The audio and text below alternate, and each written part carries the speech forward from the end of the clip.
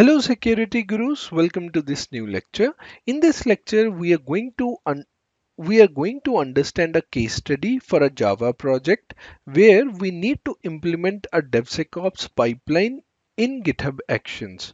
So first we will understand the requirements for this Java project.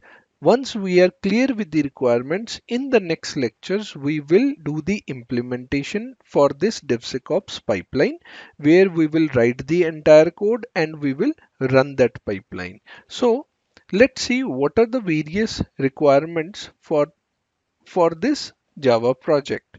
So the requirement is that as soon as a developer commits its code to Java project repo in GitHub, that repo should be built using Maven, and then Maven in turn should also run the SonarCloud analysis on the source code.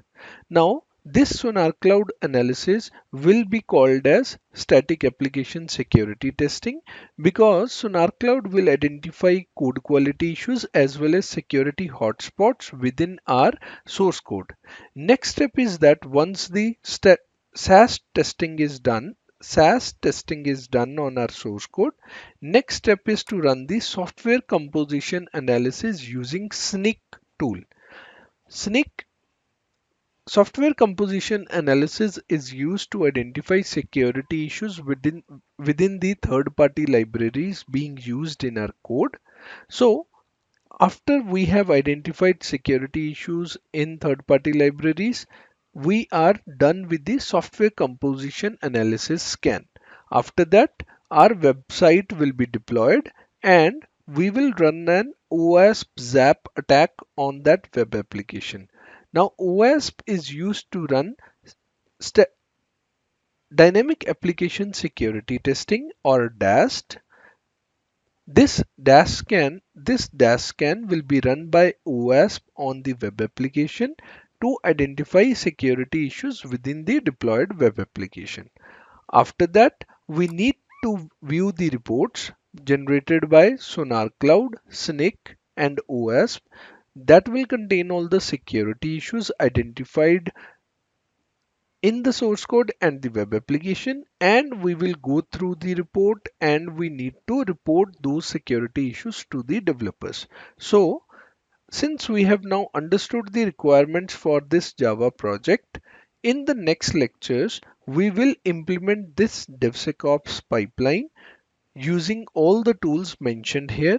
We will first we will first write the code within GitHub Actions for integrating all these tools.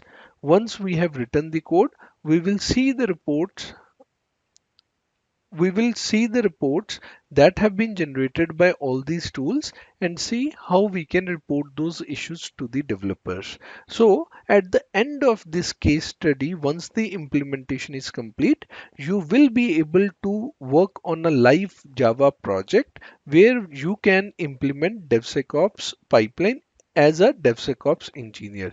You will be confident enough to work on a live project within an enterprise organization and will have the entire information required to implement DevSecOps pipeline for Java project in GitHub Actions.